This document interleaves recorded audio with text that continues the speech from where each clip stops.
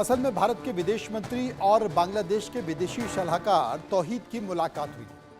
मुलाकात में द्विपक्षीय वार्ता और बिम्स्टेक पर चर्चा हुई। तो आपको यहां बताना जरूरी है कि आखिर बिम्स्टेक है क्या। Bay of Bengal initiative for multi sectoral technical and economic cooperation यानी कि बिम्स्टेक क्षेत्रीय बहुपक्षीय संगठन है। इसका मकसद बंगाल की खाड़ी के आसपास दोनों देशों के बीच आर्थिक सहयोग बढ़ाना है। यह इसका मकसद है। इसकी स्थापना 6 जून 1997 को बैंकॉक घोषणा के जरिए हुई थी। शुरुआत में इसका नाम बांग्लादेश, भारत, श्रीलंका, थाईलैंड आर्थिक सहयोग था। इसमें 7 सदस्य देश थे। कौन कौन था? बांग्लादेश, भूटान, श्रीलंका, थाईलैंड और थाईलैंड के साथ साथ म्यांमार और नेपाल।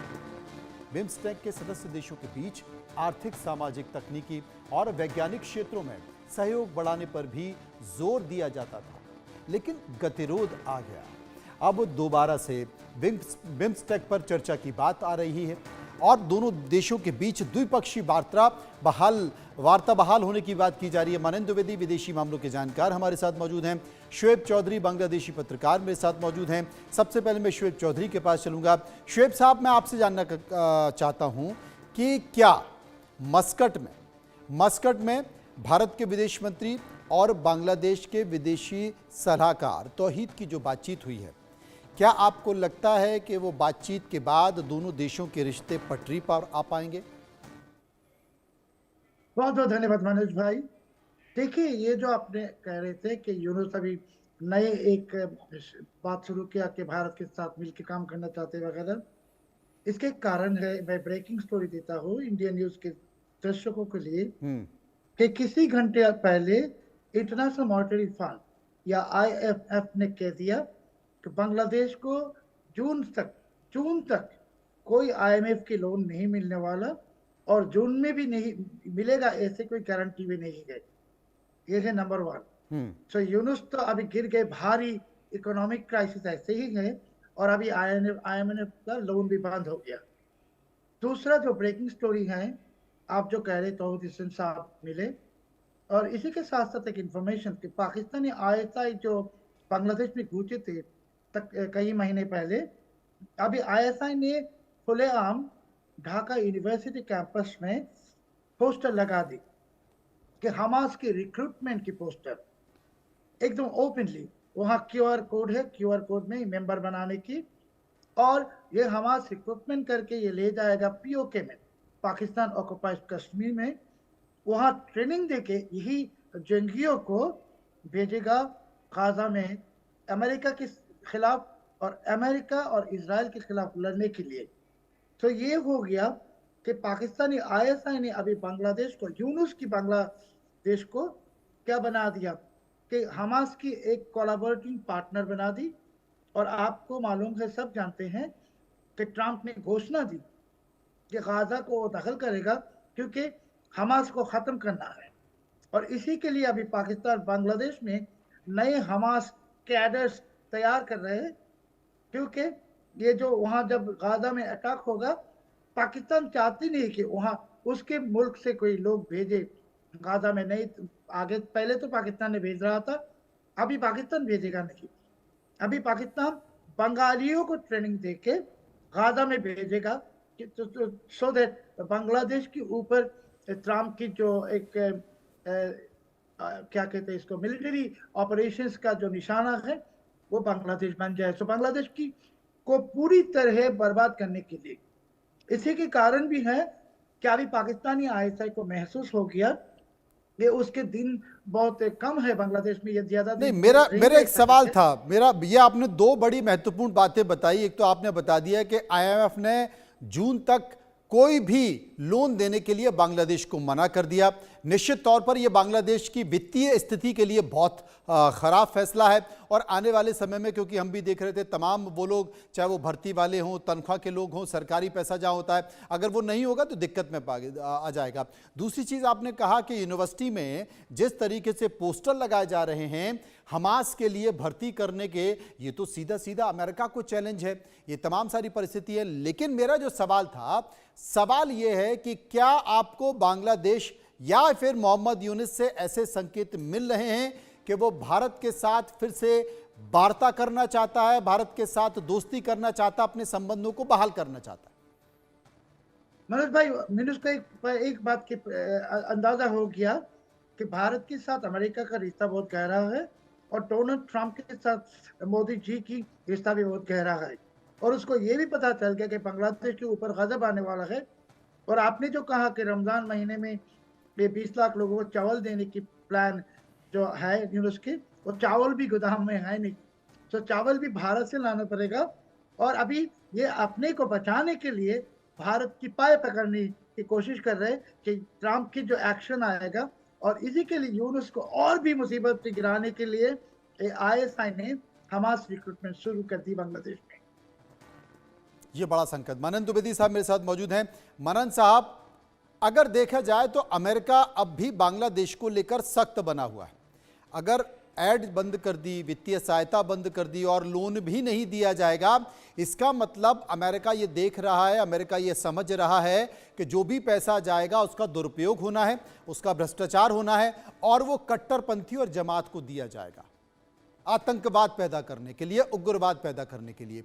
लेकिन दूसरा जो संकेत बता रहे हैं शोएब साहब कि वहां के शिक्षण संस्थानों में अगर हमास के पोस्टर लग रहे हैं, हमास की भर्ती के पोस्टर लग रहे हैं, तो ये तो सीधा सीधा अमेरिका को खुला चैलेंज है। जी बिल्कुल, आप सही कह रहे हैं।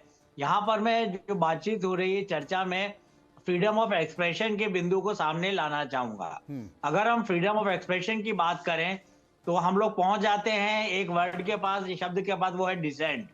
तो कि एक्चुअली अगर हम अगस्त की क्रांति, अगर उसको क्रांति कहते हैं ये लोग, बांग्लादेश के लोग और बाकी के आइडियोलॉजिकल फ्लेवर के लोग, तो हम ये देखेंगे कि स्टूडेंट्स ने वहां पर बड़ा रोल प्ले किया और स्टूडेंट्स को किसी तरीके से इंस्टिगेट करके उनको बरगला के शेख हसीना के अगेंस्ट मूव किया गया और उनका तख्ता पलट हुआ।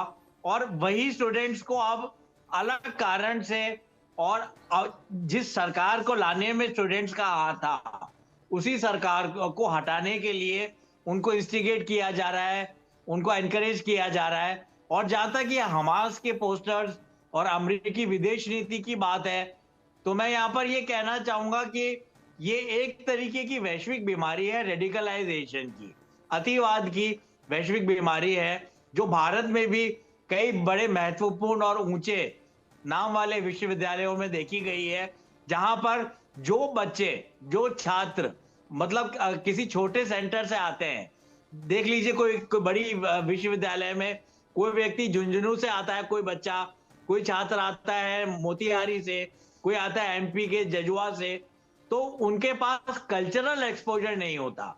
और यही बात लैटिन अमेरिका में, और यही बात बड़ी यूनिवर्सिटी जैसे कि ढाका यूनिवर्सिटी है उसमें देखी जा सकती है। तो ये बच्चा जब दिल्ली आता है या ढाका आता है या काराकास वेनेजुएला आता है, इसके लिए एक सांस्कृतिक शौक होता है, बच्चे के लिए एक कल्चरल शौक होता है। और यहाँ पर इसको सब तरह की कुरीतियों की आदत डलवाई जाती है, इसको ड्रग एडिक्ट बनाया जाता है, इसको व्यभिचार की तरफ आगे बढ़ाया जाता है। और जो स्टूडेंट होता है वो या तो अपना यूपीएससी करने आता है या अपना कोई कॉम्पिटिटिव एग्जाम निकालने आता है। पूरे परिवार की उसके साथ बहुत बड़ी अपेक्षाएं होती हैं। तो मुझे लगता है कि जो दिल्ली में होता है वो ढाका में हो रहा है।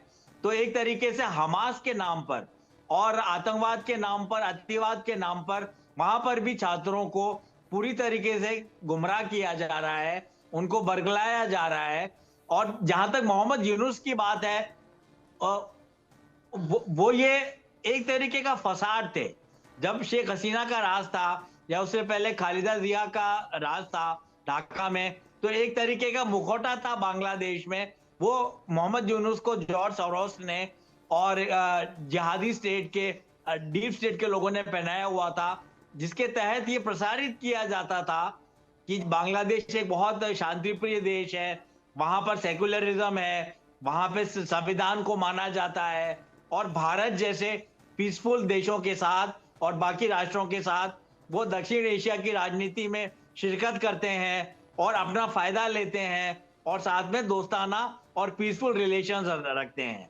और जहां तक बिम्स्टेक की बात है, तो हम देखेंगे कि बिम्स्टेक के मामले में भी रिवर्स का फ्लो होता है, चाइना से, भारत से रिवर का फ्लो होता है।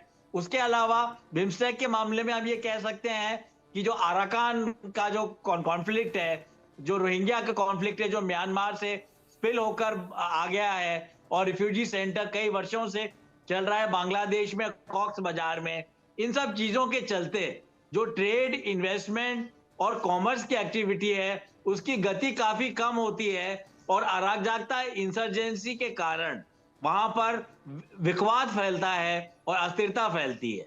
तो मैं ये यहाँ पर अपनी ये बात आगे बढ़ाना चाहूंगा। मैं ढाका की बात करूंगा। ये रेडिकल एलिमेंट्स की पुरानी साजिश है। ये एक तरीका है जो दिल्ली में भी इस्तेमाल किया जाता है और वेनेजुएला में भी किया जाता है, और अमेरिका के जो आईवी लीग कॉलेजेस हैं वो भी इससे अछूते नहीं है। वो और भी इससे ढाका तो अछूते एक नहीं है, मतलब वहां भी इस एक तरह के छोटा सा संकेत निकल कर आते हैं। example है। शोएब चौधरी मेरे साथ मौजूद हैं। शोएब चौधरी साहब, मुट्ठी भर लोग हैं जो जमात के लोग हैं, मुट्ठी भर लोग हैं जो कट्टरपंथी लोग हैं, जो लगातार बांग्लादेश को बर्बाद करने पर तुले हुए हैं। लेकिन एक बड़ा सिस्टम होता है, हर देश में एक बड़ा सिस्टम होता है जो सरकार चलाता है। हर देश में एक बड़ी जमात होती है जो उस देश को आगे बढ़ा कर ले जाती है। क्या सरकार में बैठे तमाम नुमाइंदे, सरकार में बैठे वो ब्यूरोक्रेसी, वो अफसर, वो क्या मानते हैं? क्या वो बांग्लादेश के इन हालातों पर चिंता व्यक्त नहीं कर रहे हैं? क्या वो मोहम्मद यूनुस को आईना दिखाने का काम नहीं कर रहे हैं? मनोज भाई देखिए, मैंने इसी आपके प्रोग्राम में कई हफ्ते पहले कहा था कि बांग्लादेश की जो 18 करोड़ बंगाली है, इसके हालत ऐसा है कि एक हवाई जहाज में 4-5 हाईजैकर घुस गए और सबके सब होस्टेज हो गए। बांग्लादेश की पूरी जाति को इसने होस्टेज कर ली, यूनुस ने, और उसके जगह जिहादी ने। मगर आपने जो कहा, हाँ, बांग्लादेश की जो मास पीपल है ये जाग रहा है। अभी प्रोटेस्ट की शुरुआत हो गई है, सड़कों में प्रोटेस्ट हो रहा है, आप भी देख रहे हैं। और सिविल एडमिनिस्ट्रेशन में, मिलिट्री एडमिनिस्ट्रेशन से भी यहाँ भी रिएक्शन शुरू हो गया। हमारे मिलिट्री की 95% of the officers and the soldiers, they are unhappy with Yunus, कि वो चाहते नहीं बांग्लादेश बर्बाद हो जाए। और उसकी और भी एक डर है सबसे बड़ा जो डर है हमारे आर्मी का, कि ये जो हमास का रिक्रूटमेंट शुरू हुआ, अगर ये चीज़ ज़रा सा आगे बढ़ गए और ये तुलसी गवार और यूनाइटेड नेशंस की नज़र में आएगा तो ज़रूर तब बांग्लादेश की जो इवन पीस कीपिंग फोर्सेस में हमारा जो आर्मी है, उनको जो ये बहुत बड़ा एक गुड सोर्स ऑफ इनकम भी है। तो इनके अभी डर घुस गए उनके दिल में कि ये हमास वाला चीज़ सामने आ जाएगा और ये यूएन पीस कीपिंग फोर्सेस से इनको वापस भेजेगा, या यूनाइटेड नेशन बांग्लादेश आर्मी के ऊपर कोई सैंक्शन लगा देगा, या ट्रम्प प्रशासन कोई सैंक्शन लगाएगा। ये डर उनके दिल में अभी पर शुरू हो गई। कहीं ऐसा तो नहीं शोएब साहब, कहीं ऐसा तो नहीं कि जहाज में कई सारे छेद हो गए हैं, यूनुस एक छेद को बंद करते हैं तो दूसरे में पानी निकल रहा है, दूसरे को बंद करते हैं तो तीसरे से पानी आ रहा है, चौथे को बंद करते हैं तो चौथे से पानी आ रहा है, और अगर यही हालत रही तो ये मान लिया जाए कि नाव डूबना तय है। देखिए, यूनुस के लिए हालत ऐसा है नहीं। यूनुस के लिए आप सोचिए कि पूरे जहाज से ही पानी अभी आ रहा है, जहाज डूबने वाला है, आधा तो डूब गया। अभी सबसे बड़ी जो मुसीबत यूनुस के लिए, मैं आपको कहना चाहता हूँ कि ये हमास आतंकवाद, हमास, ये अलकायदा इस्लामिक स्टेट नहीं है, हमास।